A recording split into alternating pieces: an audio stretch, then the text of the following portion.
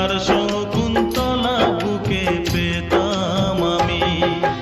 আংটি থাকুক না থাকুক তার আঙুলে, যেতাম না কখনো যে তাকে ভুলে।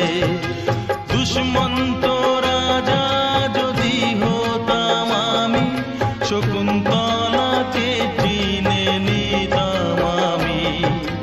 আংটি থাকুক না থাকুক তার আঙুলে, যেতাম না কখনো যে তাকে ভুলে।